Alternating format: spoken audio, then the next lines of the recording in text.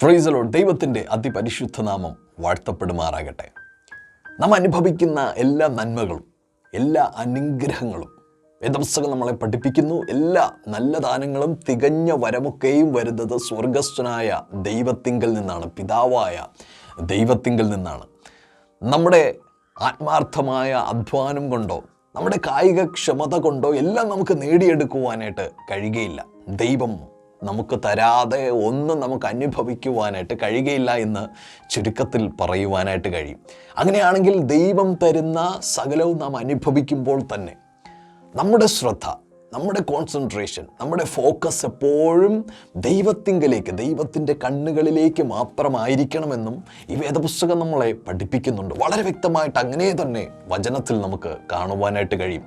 ഈ ലോകത്തിൽ ആരൊക്കെയോ എങ്ങനെ അനുഗ്രഹം നേടാം, എങ്ങനെ എളുപ്പത്തിൽ നന്മ പ്രാപിക്കാം എന്ന് ഓർത്തുകൊണ്ട് അതിനെപ്പറ്റി മാത്രം ചിന്തിച്ചുകൊണ്ട് ഉയരത്തിലുള്ളത് ചിന്തിപ്പാൻ, ഉയരത്തിലുള്ളതിനെപ്പറ്റി ധ്യാനിപ്പാൻ വേദപുസ്തകം നമ്മളെ പഠിപ്പിക്കുമ്പോൾ തന്നെ പലരും അനുഗ്രഹത്തിൻ്റെ പിന്നാലെ യാത്ര ചെയ്യുമ്പോൾ യഥാർത്ഥമായിട്ടുള്ള ഒരു ദൈവ പൈതലിൻ്റെ മൈൻഡ് സെറ്റ് ഇപ്രകാരമായിരിക്കും: ദൈവം എന്നെ അനുഗ്രഹിച്ചാലും ശരി, ദൈവം എന്നെ അനുഗ്രഹിച്ചില്ലേലും ശരി, ഞാൻ ആ ദൈവത്തിൻ്റെ കണ്ണുകളിലേക്ക് മാത്രം നോക്കി യാത്ര ചെയ്യും. ഇന്ന് പകലിൽ നമ്മുടെ കണ്ണുകൾ ഈ ലോകത്തിൽ നിന്ന് മാറ്റി സ്വർഗസ്ഥനായ ദൈവത്തിൻ്റെ കണ്ണുകളിലേക്ക് പതിപ്പിക്കുവാൻ നമുക്ക് തയ്യാറാകാം.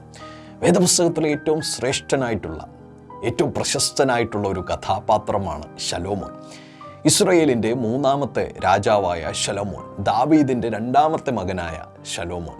അദ്ദേഹത്തിൻ്റെ ഒരുപാട് പ്രത്യേകതകൾ ഈ വേദപുസ്തകത്തിൽ നിന്ന് നമുക്ക് കണ്ടെത്തുവാനായിട്ട് കഴിയും. യെരൂശലേം ദേവാലയം പണിയുവാൻ ദൈവത്താൽ നിയോഗിക്കപ്പെട്ടത് ശലോമോൻ രാജാവായിരുന്നു. തൻ്റെ പിതാവായ ദാവീദ് അത് ആഗ്രഹിച്ചിരുന്നു എങ്കിലും ദൈവം ശലോമോനെ അതിനായിട്ട് നിയോഗിക്കുന്നത് കാണുവാനായിട്ട് കഴിയും. എന്ന് വെച്ചാൽ ദൈവത്തിന് ഏറ്റവും പ്രത്യേകതയേറിയ ഒരു മനുഷ്യൻ തന്നെയായിരുന്നു ശലോമോൻ എന്ന് പറയുവാനായിട്ട് കഴിയും. മാത്രമല്ല, ദൈവം തൻ്റെ വലിയ ദൈവീക ജ്ഞാനം, വചനത്തിൽ നാം കാണുന്നത്, അന്നുവരെ ഈ ലോകത്തിൽ ആർക്കും പ്രാപിക്കുവാനായിട്ട് കഴിയുന്നതിലധികം ജ്ഞാനവും വിവേകവും പരിജ്ഞാനവും പ്രാപിക്കുവാൻ ദൈവം ശലോമോനെ സഹായിക്കുന്നുണ്ട്. ശലോമോന്മേൽ ദൈവീക ജ്ഞാനം പകർന്നതുകൊണ്ട് അത് ലോകത്തിൽ മുഴുവൻ ഒരു അത്ഭുതമായി മാറ്റപ്പെട്ടു. ലോകത്തിൽ മുഴുവൻ ഒരു ചർച്ചാ വിഷയമായിട്ട് ശലോമോൻ്റെ ജ്ഞാനം മാറുന്നത് നമുക്ക് കാണുവാനായിട്ട് കഴിയും.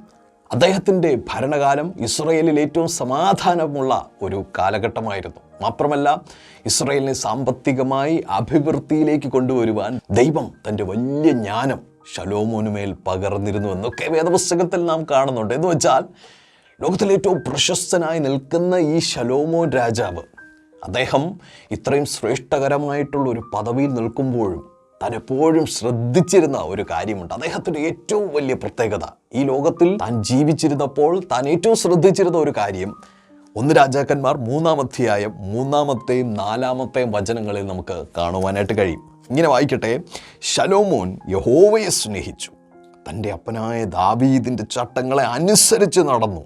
എങ്കിലും അവൻ പൂജാഗിരികളിൽ വച്ച് യാഗം കഴിക്കുകയും ധൂപം കാട്ടുകയും ചെയ്തു. രാജാവ് ഗിബിയോനിൽ യാഗം കഴിപ്പാൻ പോയി. അത് പ്രധാന പൂജാഗിരിയായിരുന്നു. അവിടുത്തെ യാഗപീഠത്തിന്മേൽ ശലോമോൻ 1000 ഹോമയാഗം അർപ്പിച്ചു. ഒരുപാട് പദങ്ങൾ നമുക്ക് അതിൽ നിന്ന് അടർത്തിയെടുക്കുവാനായിട്ട് കഴിയും. എന്നാൽ ഏറ്റവും പ്രധാനപ്പെട്ട ഒരു വാചകം അതിൻ്റെ പ്രാരംഭ വാചകം തന്നെയാണ്. ഇങ്ങനെ നാം കാണുന്നു: ശലോമോൻ യഹോവയെ സ്നേഹിച്ചു.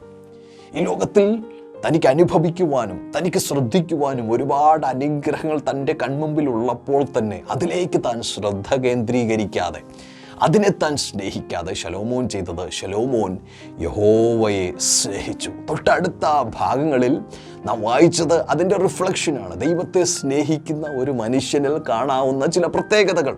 തൊട്ടടുത്ത ഭാഗത്ത് നാം കണ്ടല്ലോ, ശലോമോൻ യഹോവയുടെ ചട്ടങ്ങളിൽ തന്നെ നടന്നു. തൻ്റെ പിതാവായ ദാവീദ് എപ്രകാരം നടന്നുവോ, ദാവീദ് എപ്രകാരം ദൈവത്തിൻ്റെ ഹൃദയം ഫോളോ ചെയ്തോ, ദാവീദ് എപ്രകാരം ദൈവത്തിൻ്റെ ഹൃദയം അറിഞ്ഞ് ദൈവത്തിൻ്റെ ചട്ടങ്ങൾ പ്രകാരം തൻ്റെ ജീവിതത്തെ ക്രമീകരിച്ചുവോ, അതുപോലെ ശലോമോനും ചെയ്തു എന്ന് നാം വായിച്ചു. തൊട്ടടുത്തതായി നാം കണ്ടു, ഗിബിയോനിൽ കടന്നു ചെന്ന് 1000 ഹോമയാഗം കഴിപ്പാൻ ശലോമോൻ തയ്യാറായി. ദൈവത്തെ ആരാധിക്കുന്നതിൽ നിന്ന് അല്പം പോലും പിന്നോട്ട് മാറുവാൻ ശലോമോൻ തയ്യാറായില്ല എന്ന് നാം മനസ്സിലാക്കുകയാണ്. എന്നെ കേൾക്കുന്ന പ്രിയ ദൈവ പൈതലേ, ഇന്ന് പകലിൽ നാമും ദൈവവും തമ്മിലുള്ള സ്നേഹബന്ധം എപ്രകാരമായിരിക്കുന്നു? ശലോമോൻ യഹോവയെ സ്നേഹിച്ചുവെങ്കിൽ, മറ്റെല്ലാത്തിനേക്കാളും ഉപരി താൻ യഹോവയുടെ ചട്ടങ്ങളിൽ നടന്നുവെങ്കിൽ, യഹോവയെ ആരാധിക്കുന്നതിൽ നിന്ന് അല്പം പോലും താൻ പിന്നോട്ട് മാറിയില്ല എങ്കിൽ, നാം എത്രയധികം നമ്മുടെ ദൈവത്തെ ആരാധിക്കുവാനായിട്ട് തയ്യാറാകണം.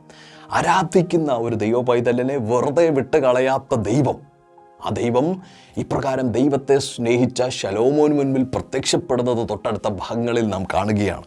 അതിൻ്റെ 9-ാമത്തെ വചനത്തിൽ ഇപ്രകാരം നാം മനസ്സിലാക്കുന്നു: ആകയാൽ ഗുണവും ദോഷവും തിരിച്ചറിഞ്ഞ് നിന്റെ ജനത്തിന് ന്യായപാലനം ചെയ്യുവാൻ വിവേകമുള്ള ഒരു ഹൃദയം എനിക്ക് തരണമേ. അതുകൂടാതെ നിന്റെ ഈ വലിയ ജനത്തിന് ന്യായപാലനം ചെയ്യുവാൻ ആർക്ക് കഴിയും? തുടർന്ന് നാം കാണുന്നത്, ശലോമോൻ ദൈവത്തിൻ്റെ സന്നിധിയിൽ ഹോമയാഗം കഴിച്ച് കിടന്നുറങ്ങുമ്പോൾ ദൈവം ശലോമോന് മുമ്പിൽ പ്രത്യക്ഷനാവുകയും ശലോമോനോട്, ദൈവത്തെ സ്നേഹിച്ച ശലോമോനോട് ദൈവം പറയുകയാണ്: ഹേ ശലോമോനെ, നിനക്ക് എന്ത് വരമാണ് ഞാൻ തരേണ്ടത്? എന്ത് നന്മയാണ് ഞാൻ നിനക്ക് വേണ്ടി ചെയ്തു തരേണ്ടത് എന്ന് ശലോമോനോട് ചോദിക്കുമ്പോൾ ശലോമോൻ ദൈവത്തോട് ചോദിക്കുകയാണ്: ദൈവമേ, അവിടെ നിന്നാണ് എനിക്ക് ഈ പദവി നൽകിയിരിക്കുന്നത്. ഇസ്രായേൽ രാജാവാണ് എന്നുള്ള ഈ പദവിയിലേക്ക് ഉയർത്തിയത് അവിടെ നിന്നാണ്. എനിക്ക് ഈ ജനത്തെ നയിപ്പാനുള്ള ശേഷിയില്ല, എനിക്കതിന് കഴിയുകയില്ല, ഞാനൊരു ബാലനാകുന്നു. അതുകൊണ്ട് എനിക്ക് ജനത്തെ നയിക്കുവാൻ ആവശ്യമായിട്ടുള്ള ജ്ഞാനവും വേഗവും ഒക്കെ തരണമെന്ന് ദൈവത്തോട് ശലോമോൻ അപേക്ഷിക്കുമ്പോൾ ദൈവം അത് അല്പം പോലും പിടിച്ചു വയ്ക്കാതെ അത് മുഴുവൻ ശലോമോനുമേൽ പകർന്നു കൊടുക്കുകയാണ്. തുടർന്ന് അതിൻ്റെ 13-ാമത്തെ വചനത്തിൽ ഇങ്ങനെ നാം വായിക്കുന്നുണ്ട്: ഇതിനു പുറമെ നീ അപേക്ഷിക്കാത്തതായ സമ്പത്തും മഹത്വവും കൂടെ ഞാൻ നിനക്ക് തന്നിരിക്കുന്നു. നിന്റെ ആയുഷ്കാലത്തൊക്കെയും രാജാക്കന്മാരിൽ ഒരുത്തനും നിനക്ക് സമനാകയില്ല.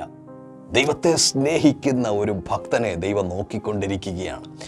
മറ്റെല്ലാ നന്മകളെക്കാളുപരി, മറ്റെല്ലാ അനുഗ്രഹങ്ങളെക്കാളുപരി ദൈവത്തെ സ്നേഹിക്കുന്ന, ദൈവത്തെ സേവിക്കുന്ന, ദൈവത്തെ ആരാധിക്കുന്ന, ദൈവത്തിൻ്റെ ചട്ടങ്ങളിൽ നടക്കുവാൻ വെമ്പൽ കൊള്ളുന്ന ഒരു ഹൃദയമുള്ള ഒരുത്തനെ ദൈവം തേടുകയാണ്. എന്തിനു വേണ്ടിയിട്ടാണ്? ദൈവത്തിൻ്റെ പരിജ്ഞാനം അവന് മേൽ പകർന്നു കൊടുക്കുവാൻ, അവനെ കൊണ്ട് വൻ കാര്യങ്ങൾ ചെയ്യിപ്പിക്കുവാൻ. ഇവിടെ നാം കണ്ടു, ശലോമോൻ ചോദിക്കാത്ത ചില നന്മകൾ കൂടെ അഡീഷണലായിട്ട്, ബോണസായിട്ട് ദൈവം കൊടുത്ത് ശലോമോനെ മാനിക്കുകയാണ്. ഇന്ന് പകലിൽ നമുക്കൊരു തീരുമാനമെടുക്കുവാനായിട്ട് കഴിയുമോ? ദൈവത്തെ സ്നേഹിക്കുവാൻ, നമുക്ക് വേണ്ടി ജീവൻ തന്ന ദൈവം, നമുക്ക് വേണ്ടി കാൽവരി ക്രൂശിൽ യാഗമായി തീർന്ന ദൈവം, നമുക്ക് വേണ്ടി തന്നെ ഒഴിപ്പിച്ചു തന്ന ദൈവം, നാം പാപികളായിരിക്കുമ്പോൾ നമ്മെ തേടി വന്ന് നമ്മുടെ പാപങ്ങളിൽ നിന്ന് നമ്മെ വീണ്ടെടുത്ത ദൈവം, നമ്മുടെ ശാപങ്ങളിൽ നിന്ന് ആ ശാപത്തിൻ്റെ കെട്ടുകളെ പൊട്ടിച്ച് നമ്മെ വിടുവിച്ചെടുത്ത ദൈവം, നമുക്ക് വേണ്ടി യാഗമായി തീർന്ന ഈ ദൈവത്തെ അല്ലാതെ വേറെ ആരെയാണ് നമുക്ക് സ്നേഹിക്കുവാനായിട്ട് കഴിയുക? മത്തായി എഴുതിയ സുവിശേഷം 22-ാം അധ്യായം അതിൻ്റെ 37-ാമത്തെ വചനത്തിൽ യേശു അവനോട്: നിന്റെ ദൈവമായ കർത്താവിനെ നീ പൂർണ്ണ ഹൃദയത്തോടും പൂർണ്ണ ആത്മാവോടും പൂർണ്ണ മനസ്സോടും കൂടെ സ്നേഹിക്കണം. ഇതാകുന്നു വലിയതും ഒന്നാമത്തേതുമായ കൽപ്പന. ദൈവം നമ്മളിൽ നിന്ന് ആഗ്രഹിക്കുന്നത് പൂർണ്ണ മനസ്സോടെ, പൂർണ്ണ ആത്മാവോടെ, നമ്മുടെ എല്ലാം കൊടുത്തുകൊണ്ട് ദൈവത്തെ സ്നേഹിക്കണമെന്ന് ദൈവം നമ്മളെക്കുറിച്ച് ആഗ്രഹിക്കുകയാണ്. യോഹന്നാന്റെ സുവിശേഷം 14-ാം അധ്യായം അതിൻ്റെ 15-ാമത്തെ വചനത്തിൽ ഒരിക്കൽ കൂടെ ആവർത്തിച്ച് യേശു കർത്താവ് പറയുകയാണ്: നിങ്ങൾ എന്നെ സ്നേഹിക്കുന്നു എങ്കിൽ എൻ്റെ കൽപ്പനകളെ കാത്തുകൊള്ളും. ശലോമോൻ ചെയ്തതുപോലെ ദൈവത്തെ സ്നേഹിച്ച ശലോമോൻ തൻ്റെ പിതാവായ ദാവീദിൻ്റെ ചട്ടങ്ങളിൽ, എന്ന് വെച്ചാൽ ദൈവത്തിൻ്റെ ചട്ടങ്ങളിൽ നടക്കുവാനായിട്ട് തയ്യാറായി എന്നുള്ളത് പോലെ, ദൈവത്തെ സ്നേഹിക്കുന്നു എന്ന് പറയുന്ന ഒരു മനുഷ്യൻ്റെ ഏറ്റവും വലിയ പ്രത്യേകതയാണ് അവൻ്റെ ഈ വേദപുസ്തകത്തിൻ്റെ പ്രകാരം തൻ്റെ ജീവിതത്തെ ക്രമീകരിക്കുമെന്നുള്ളത്. അങ്ങനെയാണെങ്കിൽ ദൈവത്തിൻ്റെ കൽപ്പനകൾ അത് പാലിക്കുവാൻ, അതനുസരിക്കുവാൻ നാം ബാധ്യസ്ഥരാണ്. വെളിപ്പാട് പുസ്തകം 2-ാം അധ്യായം അതിൻ്റെ 4-ാമത്തെ വചനത്തിൽ എഫെസോസ് സഭയോടുള്ള ദൂതിൽ ഇപ്രകാരം ഒരു വാചകം കാണാം: എങ്കിലും നിന്റെ ആദ്യ സ്നേഹം വിട്ടുകളഞ്ഞു എന്ന് ഒരു കുറ്റം നിന്നെക്കുറിച്ച് പറവാനുണ്ട്. എന്താണ് ആദ്യ സ്നേഹം? നാം കർത്താവിങ്കലേക്ക് വന്ന ആ ദിവസങ്ങളിൽ, നാം കർത്താവിൻ്റെ സ്നേഹം യഥാർത്ഥമായി രുചിച്ചറിഞ്ഞ ആ ദിവസങ്ങളിൽ, ഒരുപക്ഷെ ഒരു വിടുതൽ പ്രാപിച്ചുകൊണ്ടായിരിക്കാം ദൈവത്തിങ്കലേക്ക് കടന്നു വന്നത്, അല്ലെങ്കിൽ ഒരു മെസ്സേജ് കേട്ടുകൊണ്ടിരിക്കുമ്പോൾ ഹൃദയത്തിൽ കുത്തുകൊണ്ടിട്ട് നമ്മുടെ ജീവിതത്തെ ദൈവസന്നിധിയിൽ സമർപ്പിച്ചതായിരിക്കാം.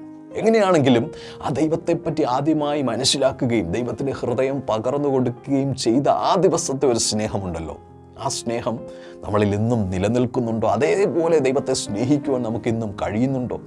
ഇല്ല എങ്കിൽ ഇന്ന് പകലിൽ നമുക്ക് ആദ്യ സ്നേഹത്തിലേക്ക് മടങ്ങി വരേണ്ടിയിരിക്കുന്നു. ശലോമോൻ ദൈവത്തെ സ്നേഹിച്ചുവെങ്കിൽ, ശലോമോൻ ദൈവത്തെ അധികം ആരാധിച്ചുവെങ്കിൽ, ആരും ചെയ്യാത്ത വിധത്തിൽ ദൈവത്തിൻ്റെ ചട്ടങ്ങൾ അനുസരിക്കുകയും ദൈവത്തെ ആരാധിക്കുകയും ചെയ്തുവെങ്കിൽ എത്രത്തോളം നാം ദൈവത്തെ ആരാധിക്കേണ്ടിയിരിക്കുന്നു. അതുകൊണ്ട് ഈ നാളുകളിൽ ഈ ലോകത്തിൽ നിന്ന് നമ്മുടെ കണ്ണുകളെ വിടുവിച്ചുകൊണ്ട് ദൈവത്തിങ്കലേക്ക്, ദൈവത്തിൻ്റെ കണ്ണുകളിലേക്ക് നമ്മുടെ ശ്രദ്ധ പതിപ്പിച്ച് ദൈവത്തെ അധികം സ്നേഹിച്ച് മുന്നേറുവാൻ ദൈവം നമ്മളെ സഹായിക്കുമാറാകട്ടെ.